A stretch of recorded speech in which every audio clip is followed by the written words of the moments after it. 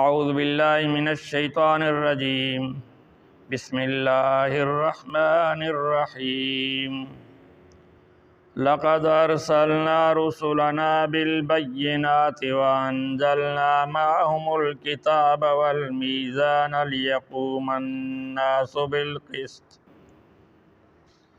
وأنزلنا الحديد فيه بأس شديد ومنافع للناس وليعلم الله من ينصره ورسله بالغيب إن الله قوي عزيز صدق الله العظيم۔ اس آیت میں اللہ رب ذوالجلال اپنے نبیوں کو معجزے دے کر بھیجنا اور کتاب دے کر بھیجنا اور کتاب میں جو احکامات ہیں اور اس کے علاوہ اللہ تعالیٰ نے جو ایک کثیر الفوائد دھات جو دنیا میں پیدا کی ہے یعنی لوہا، اس کو خاص طور پر اپنی طرف سے بنانے اور بھیجنے کا بیان فرمایا ہے۔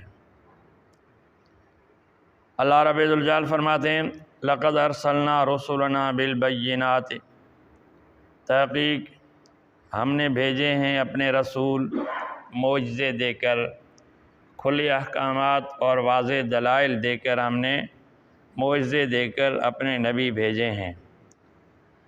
وَأَنزَلْنَا مَعَهُمُ الْكِتَابَ وَالْمِيزَانَ، اور پھر ہم نے ان کے ساتھ کتاب بھی نازل فرمائی، وہ بھی کتابیں بھی اپنے نبیوں کو ہم نے عطا فرمائی ہیں، اور میزان بھی ہم نے بنایا ہے، یعنی اس کتاب میں حکم دیا گیا ہے کہ انصاف کے ساتھ کام کرو، ہر کام میں انصاف کرو، بے انصافی نہ کرو۔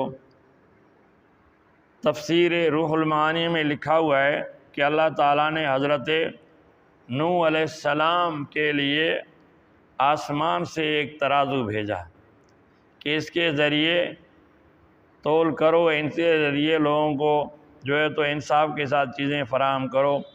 اور یہ جو ترازو ہے اللہ تعالیٰ نے میزان کہا ہے، میزان کا مطلب وہ ہے جس چیز کو تول کر دیا جائے، وزن کر دیا جائے، چاہے کس طرح کا بھی آلہ ہو، وہ میزان ہے۔ مثلا آج کل ڈیجیٹل ترازو نکلے ہیں جو ڈیجیٹل طور پر تول کرتے ہیں، اسی طرح ہواؤں کو، گیس کو، دوسری چیزوں کو، گرمی کو، سردی کو، برسات کو، زلزلوں کو جو وزن کرتے ہیں، ناپ کرتے ہیں، دوسری چیزیں، یہ تمام چیزیں اس میں آئی ہیں۔ تو اللہ رب ذوالجلال نے ان کا بنانا اور دنیا میں رائج کرنے کے لیے اپنی طرف سے کہا ہے کہ میرے یہ حکم سے ہوئے ہیں۔ تو یہ جو میزان ہے اللہ تعالیٰ سورۃ رحمان میں خود کہتے ہیں وَوَضَعَ الْمِيزَانَ، اللہ نے جو ہے تو میزان بنایا، لِيَقُومَ النَّاسُ بِالْقِسْطِ، تاکہ لوگ انصاف پر قائم رہیں۔ ترازو کا مطلب ہے برابری کرنا، تو دنیاوی اعتبار سے، معاملات کے اعتبار سے بھی لوگوں کے ساتھ برابری کرو اور انصاف کرو، کسی کے ساتھ ناانصافی نہ کرو۔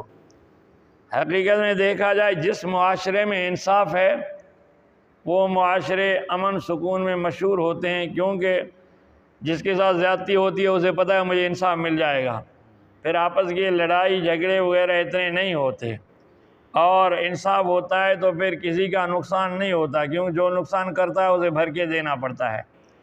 جس معاشرے میں انصاف نہیں ہے وہاں پھر افراتفری ہوتی ہے، وہاں بد امنی ہوتی ہے، لڑائی جھگڑے ہوتے ہیں، انصاف نہیں ہوتا، تو ہر کوئی یہ چاہتا ہے کہ میرے ساتھ کسی نے زیادتی کی، انصاف تو میرے ساتھ ہوگا نہیں، میں خود جا کے بدلہ لے لوں۔ قبائلی نظام، قبائلی معاشرے میں اسی وجہ سے قتل و غارت گریاں ہوتی ہیں، یا کچھ علاقوں میں اس وجہ سے لڑائی جھگڑے آپس میں زیادہ ہوتے ہیں کہ وہاں انہیں انصاف نہیں ملتا۔ لیکن انصاف کیا جائے اور انصاف کے لیے جو ہے تو انصاف والے لوگوں کو رکھا جائے۔ اب جو ہے تو دنیاوی تعلیم کا چلن ہے، انگلش تعلیم کا، تو انگلش پڑھ کے جو انصاف کی کرسیوں پر بیٹھتے ہیں ان کے انصاف پر میں زیادہ نہیں کہتا، صرف اتنا کہتا ہوں کہ کسی آدمی کو کسی نے 10 آدمیوں کے سامنے بھرے بازار میں قتل کیا، اب وہ قاتل بھی پکڑا گیا، اب اتنے لوگوں کے سامنے اس نے قتل کیا، قاتل بھی پکڑا گیا اور جو ہے تو جیل میں چلا گیا، کیس ہو گیا۔ اب اس کا کیس اگر 10 سال 7 سال تک چلے، کہاں کا انصاف ہے؟ کیا انصاف ہے؟ بھئی لوگوں نے پکڑ کر دے دیا، اس نے قتل کیا، بھئی کیوں قتل کیا؟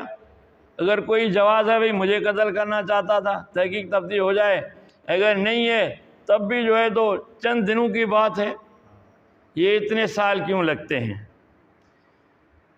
ایک مصنوع ہے، اس کے بارے میں مشہور ہے کہ یہ اتنا مضبوط ہے کہ دادا لے لے پوتا اس سے فائدہ اٹھائے، لیکن ہمارے ہاں انصاف یہ ہے کہ دادا کیس کرے، پوتے کے وقت جا کے فیصلہ ہو جاتا ہے۔ تو یہ کہاں کا انصاف ہے؟ انصاف ختم ہو جاتا ہے۔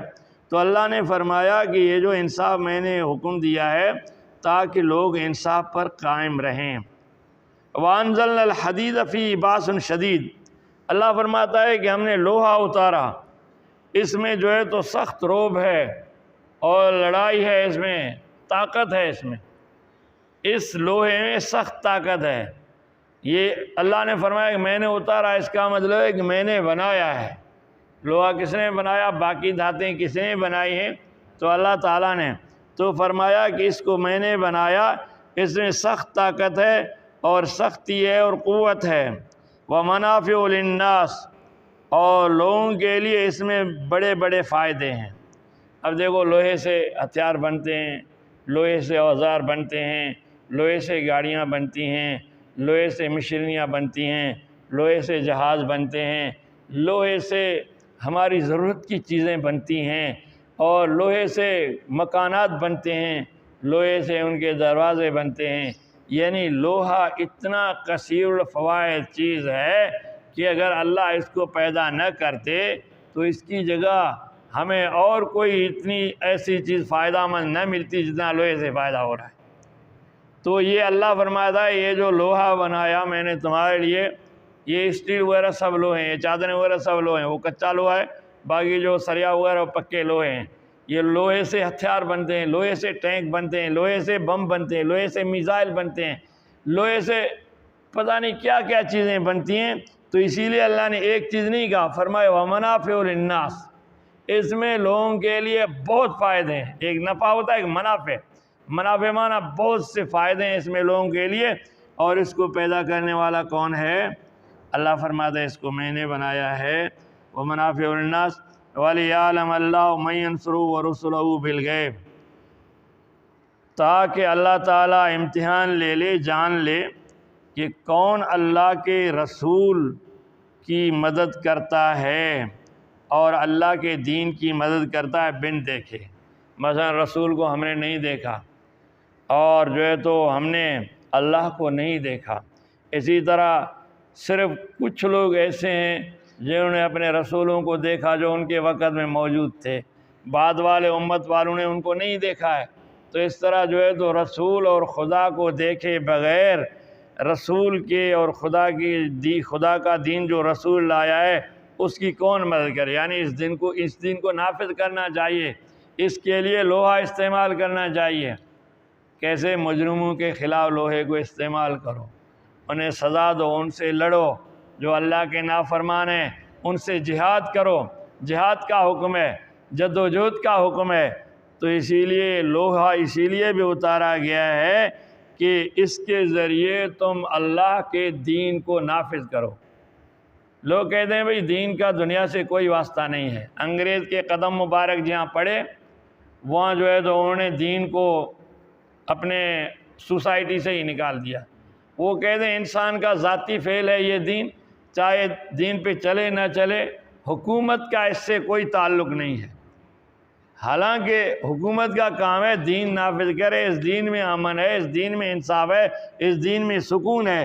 تو اسی لیے اللہ نے فرمایا کہ تاکہ ہم جان لیں، اللہ جان لے کون اللہ کی مدد کرتا ہے اور اس کے رسول کی مدد کرتا ہے، یعنی اس کے دین کی مدد کرتا ہے غائبانہ طور پر بغیر دیکھے۔ ان اللہ قوی عزیز، باقی اللہ کو کسی کی مدد کی ضرورت نہیں ہے۔ جو دین پر چلے گا، دین کے لیے کوئی کرے گا، مدد کرے گا، اس کو اپنا فائدہ ہوگا، ان کے معاشرے کا فائدہ ہوگا۔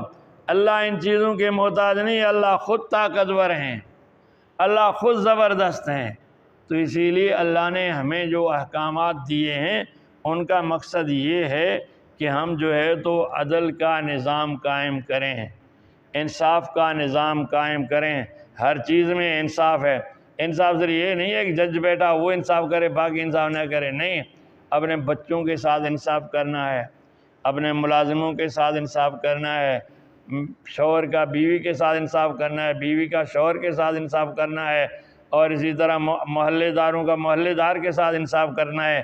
جہاں ناانصافی ہوگی اور وہاں فتنے جنم لیں گے، تو اسی لیے انصاف کیا جائے۔ اللہ نے انصاف کا حکم قرآن میں ہمیں دیا ہے، بار بار دیا ہے۔ برابری کا حکم بھی اللہ نے قرآن نے دیا ہے۔ حجۃ الوداع میں نبی صلی اللہ علیہ وسلم نے فرمایا کہ اے لوگو دیکھو، آج میں نے تمام فتنے ختم کر دیے، آج تمام انسان برابر ہیں اللہ کے ہاں، نہ کسی عربی کو اجمی پر فضیلت ہے، نہ کسی عجم کو عربی پر، نہ کسی کالے کو گورے پر، نہ گورے کو کالے پر فضیلت ہے۔ اللہ کے ہاں تقوی والا وہ ہے جو اللہ کے ہاں عزت والا ہوا ہے جو تقوی والا ہو۔ خود قرآن میں بھی یہ حکم دیا گیا ہے۔ تو اسی لیے ہمیں انصاف کے ساتھ چلنا چاہیے اور انصاف والوں کا ساتھ دینا چاہیے۔ اللہ ہمیں عمل کرنے کی توفیق عطا فرمائے۔ وآخر دعوانا الحمدللہ۔